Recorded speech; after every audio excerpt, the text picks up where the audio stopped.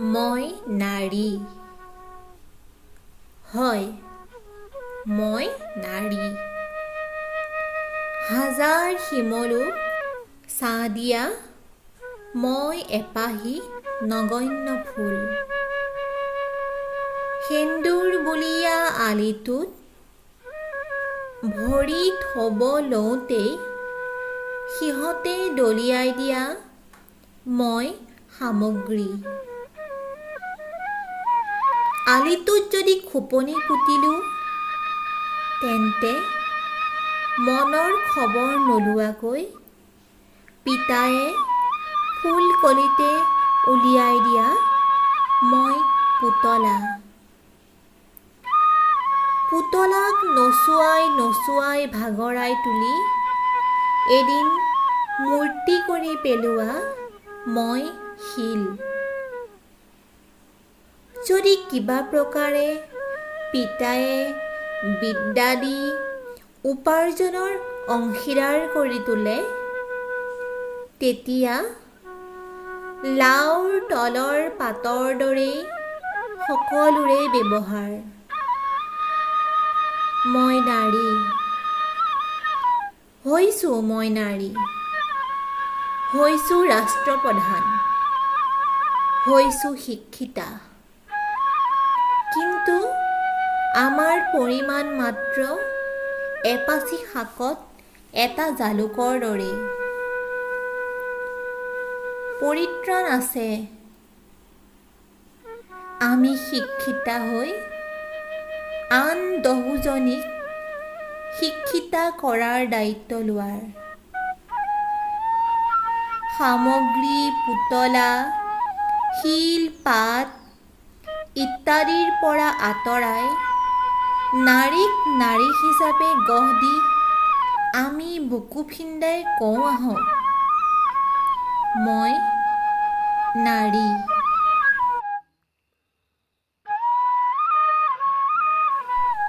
নমস্কাৰ। প্ৰথমে সকলোৰে মংগল কামনা কৰি আজিৰ দিনটো মুকলি কৰিলোঁ। প্ৰথমে আমি কালিৰ প্ৰশ্নকেইটাৰ উত্তৰ দিব বিচাৰিছোঁ। কালি দেখুওৱা হৈছিলে ৰংঘৰৰ ছবি, কাৰেংঘৰৰ ছবি আৰু শিৱদৌলৰ ছবি।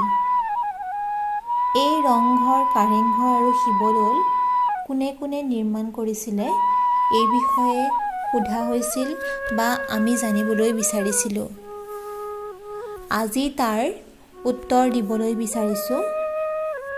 প্ৰথমে ৰংঘৰৰ পৰাই আৰম্ভ কৰিছোঁ। ৰংঘৰ নিৰ্মাণ কৰিছিল আহোম স্বৰ্গদেউ প্ৰমত্ত সিংহই। ৰংঘৰ হ'ল এটা দুমহলীয়া ঐতিহাসিক পকীঘৰ যাক আহোম শাসনকালত পেভিলিয়ন ৰূপে ব্যৱহাৰ কৰা হৈছিল। শিৱসাগৰ চহৰৰ পৰা মাত্ৰ 3 কিলোমিটাৰমান আঁতৰত এই গৃহটো অৱস্থিত।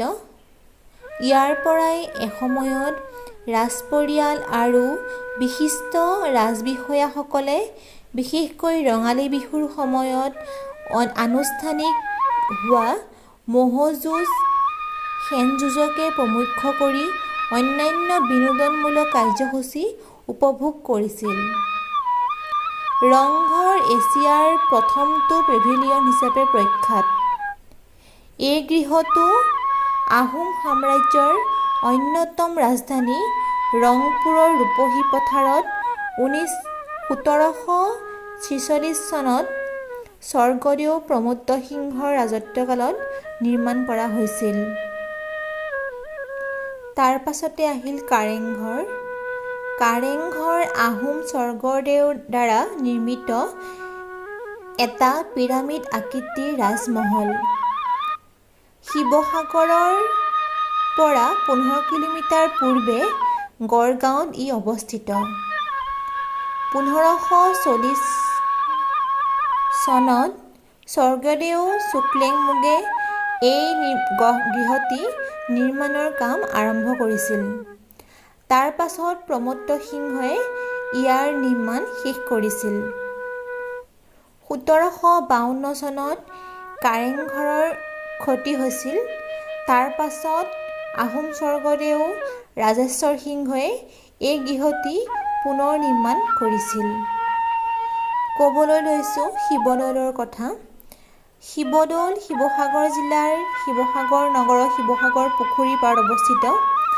স্বৰ্গদেউ শিৱসিংহৰ প্ৰথমা ৰাণী বৰৰজা ফুলেশ্বৰী কুঁৱৰীৰ মৃত্যুৰ পাছত তেওঁৰ বিবাহিতা ভনীয়েক দ্ৰুপদীক বিবাহ কৰাই অম্বিকা কুঁৱৰী বা মদাম্বিকা নাম দি বৰৰজা পাতিছিল। এইগৰাকী কুঁৱৰীৰ নিৰ্দেশক্ৰমে ১৭৭১ খ্ৰীষ্টাব্দত সোণৰ কলচীৰ সৈতে শিৱদৌল, দেৱীদৌল আৰু বিষ্ণুদৌল নিৰ্মাণ কৰাৰ লগতে শিৱসাগৰৰ পুখুৰী খন্দোৱা হৈছিল। এই শিৱদৌল অসমৰ সকলোবোৰ দৌলতকৈ ওখ দৌল। কৰ্দৈশিৰীয়া এই দৌলৰ উচ্চতা ১২০ হাত আৰু দৌলটিৰ ওপৰত থকা কলচীৰ উচ্চতা ৭.৫ ফুট। শিৱদৌলৰ কলচীটোত থকা সোণখিনি এৰুৱাই দিবৰ কাৰণে কলচীটোলৈ গুলীয়াইছিল, কিন্তু কলচীটো বা সোণখিনি খহাব নোৱাৰিলে। ১৯৫০ চনত ভূমিকম্পই কলচীটো খহি পৰিছিল যদিও ইয়াক আগৰ স্থানত স্থাপন কৰা হয়। এই দৌলটোত সদায়ে শিৱ পূজা অৰ্চনা হয়। শিৱৰাত্ৰিত এই দৌলৰ কাষতে এখন ডাঙৰ মেলা হয়। আশা কৰোঁ আমি জনা কথাখিনিকে আকৌ এবাৰ সোঁৱৰি ভাল পালোঁ। আজিৰ ভিডিঅ'টোৰ শেষৰ ফালে আজিৰ প্ৰশ্নটি আগবঢ়াম, গতিকে চাই থাকিব। আজি পাঠ কৰিবলৈ লৈছোঁ এটি গল্প। শিৰোনাম: এবিধ সপুষ্প উদ্ভিদৰ আত্মকথন। গল্পকাৰ: পৰিস্মিতা বৰদলৈ। গল্পটি অন্য যুগ আলোচনীৰ যোগে প্ৰকাশিত।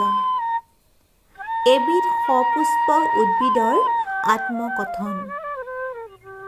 বৰ্তমানে মই এগৰাকী বোৱাৰী। ৬ মাহৰ অন্তঃসত্ত্বা মই। নাৰী জীৱনৰ সবাতোকৈ সুন্দৰ, সবাতোকৈ শ্ৰেষ্ঠতম উপলব্ধিয়েই হৈছে মাতৃত্বৰ দিশত খোজ পেলোৱা, মাতৃত্বৰ সোৱাদ পোৱা। অন্তঃসত্ত্বা নাৰী মানেই যেন অলেখ অযুত সম্ভাৱনা, যেন প্ৰস্ফুটিত কলিৰে ভৰা এজুপি গছ, যেন অংকুৰিত বীজেৰে পৰিবেষ্টিত এজুপি ফল ধৰা বৃক্ষ, যেন থোকা মেলিবলৈ ধৰা এখনি ভৰা ধাননি, শস্য শ্যামলী সুজলা সুফলা ধৰিত্ৰীৰেই যেন অন্য এক তাংৰণ। এনে এক সুখৰ সম্ভাৱনা বুকুত লৈ স্বাভাৱিকতেই মই সুখী হ'ব লাগিছিল। পাৰ ভাঙি যোৱা আনন্দৰ অনুভূতি এটাই অনবৰতে ক্ৰিয়া কৰি মোৰ ওঠত ঢৌ খেলি থাকিব লাগিছিল। লাজৰ মাধুৰীসনা এটি মিচিকীয়া হাঁহি। চকুত দুলি থাকিব লাগিছিল ৰং বিৰঙৰ নানানটা সপোন। পৃথিৱীৰ সৰ্বশ্ৰেষ্ঠ এটি সাধুৰ স্ৰষ্টাৰ দৰে সৃষ্টিৰ আনন্দত মতলীয়া হ'ব পাৰিব লাগিছিল। কিন্তু তেনে নহ'ল। সুখৰ এই অমিয়া সুধাপান কৰিব খুজিও মই তাৰ তৃপ্তি ল'ব পৰাকৈ যেন সমৰ্থ নহয়। মন খুলি হাঁহিব খুজিও এক ভয়ে ভাবে আহি মোৰ বুকুৰ মাজত ক্ৰিয়া কৰি থাকে অহৰহ। পোহৰৰ এই নিশ্চিত উৎসটোৰ বাবে বাট চাই থাকোঁতে হঠাতে যেন দুৱাৰদলিত দেখা পাওঁ এক কালনাগৰ প্ৰচ্ছায়া, যি কুৰুকি কুৰুকি মোৰ বুকুৰ আভ্যন্তৰলৈ বগুৱাবাই আহি কুটি কুটি খাই নিঃশেষ কৰে পোহৰৰ কণিকাবোৰ। লেশমানো পোহৰ নাই এতিয়া মোৰ মনত, মোৰ মগজুত। কিম্বা মোৰ বিবেকত। চাৰিওপিনেই মোৰো মাথো মই দেখোঁ তমস্যাই তমসা, যাৰ বাবে আৰু কেইটিমান মাহৰ পাছতে আহিবলগীয়া আলহীৰ বাবে মই যিমান উৎফুল্লিত হ'ব পাৰিব লাগিছিল মই পৰা নাই আৰু হয়তো নোৱাৰোঁ। মিতিৰ কুটুম্ব শুভাকাংক্ষী কোনোৱে কিন্তু মোৰ এই মানসিক অৱস্থা সম্বন্ধে জ্ঞাত নহয়। আচলতে সকলোৱে মোৰ আহিবলগীয়া সন্তানটিৰ বাবে ইমান বেছি উৎফুল্লিত হৈ আছে যেন মোৰ মনৰ ভিতৰৰ আন্ধাৰখিনিয়ে কাৰোৰ মনত ছাঁ পেলাব পৰা নাই। ভালৰো ভাল খোৱা বস্তুৰ যোগান ধৰা মোৰ মানুহজন, গধুৰ বস্তু দাঙিবলৈ নিদিয়া মোৰ শাহু আই, দমকলটো মাৰিবলৈ ল'লেও দৌৰি যোৱা মোৰ ননদ, আৰু মই কিজানিবা পিছলি পৰোঁ বুলি পাছ চোতালৰ চেচুকীয়া জেগাবোৰ কোৰৰ আগেৰে চুচি থকা মোৰ বৰজনা, ভাল ভাল নীতিশিক্ষাৰ কিতাপ পঢ়িবলৈ পৰামৰ্শ দিয়া মোৰ বান্ধৱীবোৰ, এই সকলোৱে যে কিমান আশাৰে বাট চাই আছে সেই দিনটোলৈ, যিটো দিনত আকাশৰ শুকুলা ডাৱৰ ভেদি মোৰ গৰ্ভত থিত লোৱা কোনোবা পয়গম্বৰ অথবা অপেশ্বৰীয়ে ভৰি দিব এই সেউজী ধৰাত। আহ, অপেশ্বৰী, শুকুলা পাখি থকা ধুনীয়া পৰী এজনীয়ে কতটা নিশা সপোনতে খিলখিলাই হাঁহিছে, আৰু মই সাৰ পাই যাওঁ পুৱতি নিশা। মোৰ গাৰুটো যে ভিজি থাকে, চকুৰ দুটা কোণত চকুৰ পানীৰ চেকা। কিয় যে মই সুখী হ'ব পৰা নাই? কিয়? এই কিয়টোৰ উত্তৰ কি সঁচাই নাজানো মই? জানো, কিয়নো নিজকে ফাঁকি দিওঁ মই এই মুহূৰ্তত। মোৰ এই অপাৰগতাৰ আঁৰৰো এক কাহিনী আছে, যি কাহিনী মই মোৰ পেহীৰ মুখেৰে শুনা, আৰু মই এজনী বুজন ছোৱালী হৈ উঠাৰ পাছত নিজ চকুৰে প্ৰত্যক্ষ কৰা কিছু কথাৰ সংমিশ্ৰণ। এতিয়া তাকে ক'বলৈ লৈছোঁ। মা দেউতাৰ 4জনী ছোৱালীৰ পাছত পঞ্চমবাৰলৈ মা যেতিয়া অন্তঃসত্ত্বা হয়, তেতিয়া আমাৰ আইতাই গোসাঁই ঘৰত গোসাঁই পোৱালি এটিৰ বাবে তেল শলিতা জ্বলায়। 4জনীকৈ ছোৱালী বেছি বছৰ ব্যৱধান নোহোৱাকৈ জন্ম দিয়া মাক অকল ল'ৰা এটিৰ আশাতে পঞ্চমবাৰৰ বাবে গৰ্ভৱতী হ'বলৈ বাধ্য কৰোৱা হয় মাৰ ইচ্ছাৰ বিৰুদ্ধে। প্ৰকৃততে ঠিক ইচ্ছাৰ বিৰুদ্ধে বুলি ক'লেও ভুল হ'ব। মায়ে নিজৰ ইচ্ছা অনিচ্ছা সম্বন্ধে নিজেই সন্দিহান আছিল। নিজেনো কি বিচাৰিছিল তাক ভাবিবলৈ অৱকাশ পোৱা নাছিল।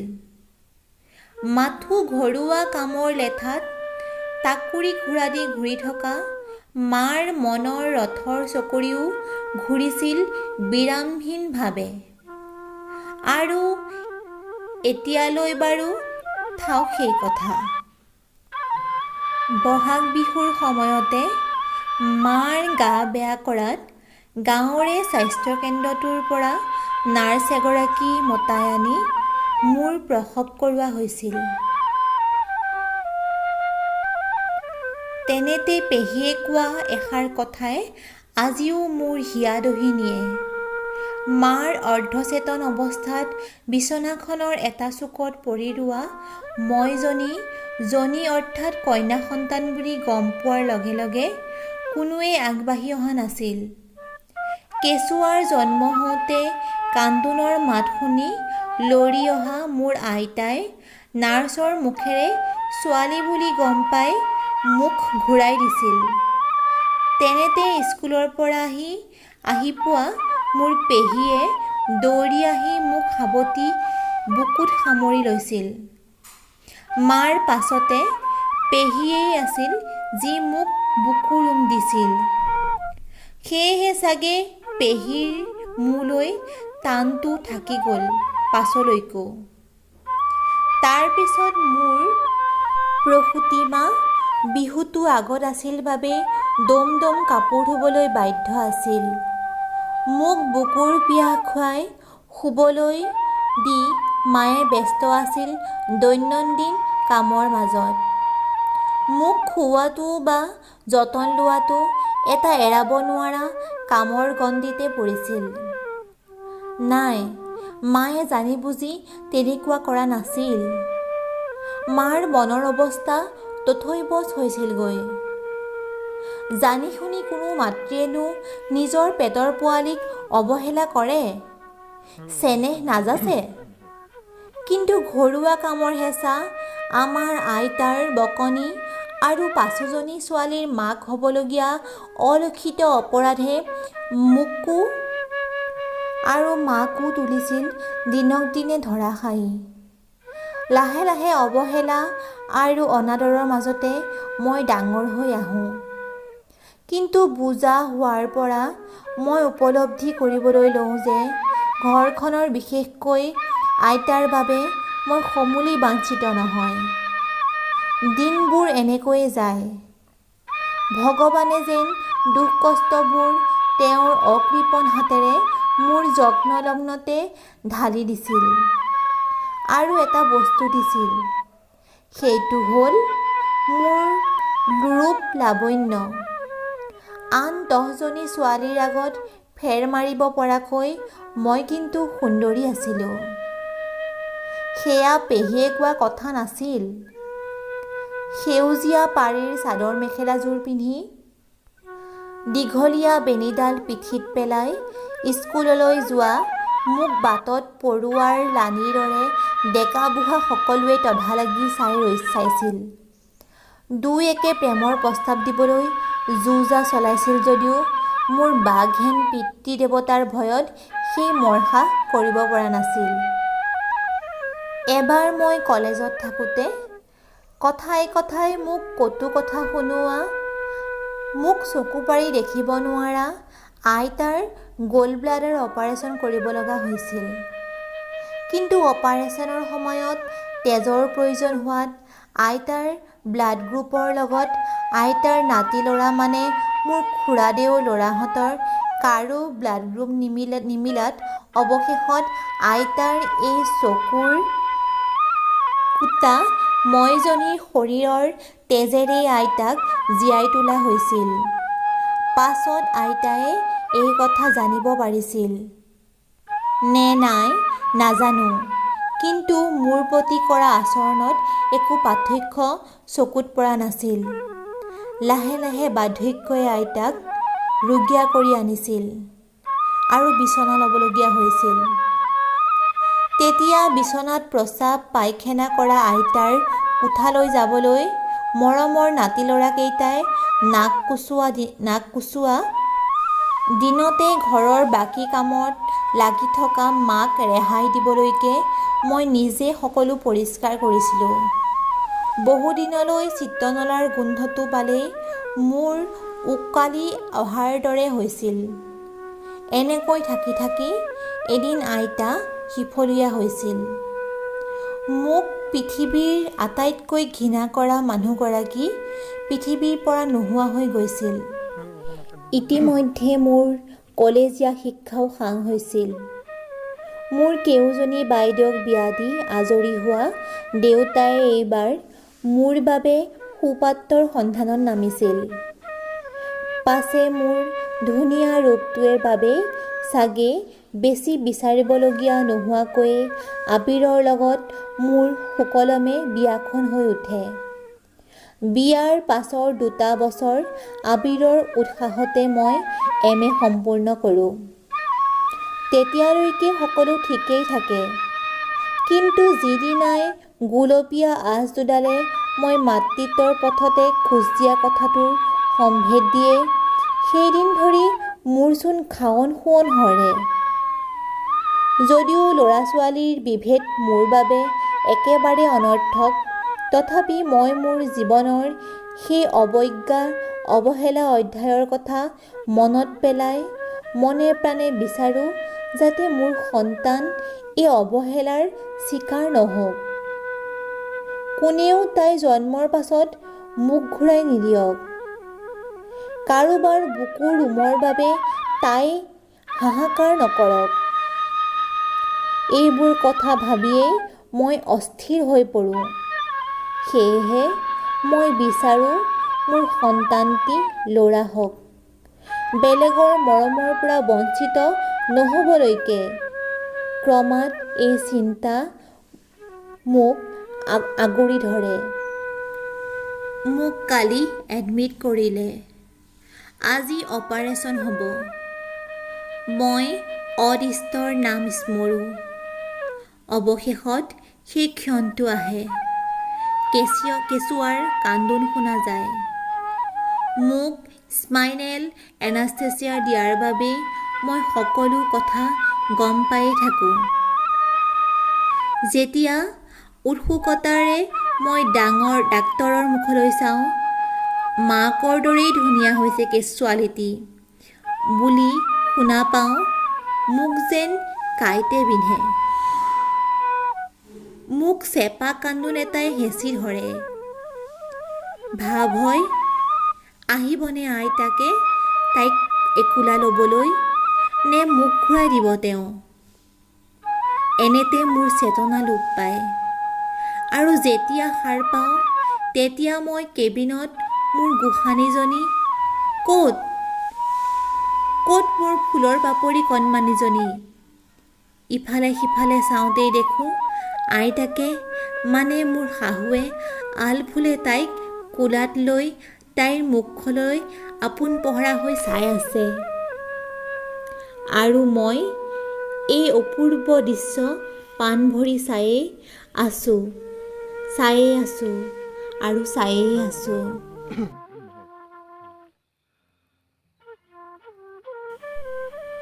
এবিধ সপুষ্পক উদ্ভিদৰ আত্মকথন গল্পটি শুনি আপোনালোকে নিশ্চয় ভাল পালে। আপোনালোকে আপোনালোকৰ মন্তব্যসমূহ আমাক জনাব, লাইক কৰিব, শ্বেয়াৰ কৰিব আৰু সদায় এইদৰে সাহিত্যৰ সোৱাদ পাবলৈ চেনেলটো ছাবস্ক্ৰাইব কৰিব। আৰু আপোনালোকেও নিজৰ সাহিত্যৰ সৃষ্টিসমূহ আমালৈ পঠিয়াব পাৰে বা নিজেই পাঠ কৰি আমালৈ পঠিয়াব পাৰে। এতিয়া আজিৰ প্ৰশ্নটি আগবঢ়াইছোঁ। অসমীয়া সাহিত্য জগতৰ কেইটামান উপাধিৰ নাম ক'বলৈ ওলাইছোঁ। সেই উপাধিসমূহৰ লগত জড়িত সাহিত্য ৰথীসমূহৰ নাম আমাক জনাব লাগে। এখুত ককাইদেউ বুলি কাক কোৱা হয়? ভাঙনি কোঁৱৰ বুলি কাক কোৱা হয়? আৰু অতীন্দ্ৰিয়বাদী কবি বুলি কাক কোৱা হয়? এই বিষয়ৰ উত্তৰসমূহ জানিবলৈ কাইলৈ আমাৰ সাহিত্যৰ চোতালখন চাব লাগিব। চাই থাকিব অসম অমৃত। আপোনালোকৰ সঁহাৰিয়ে আমাক অধিক উৎসাহিত কৰিব। ধন্যবাদ।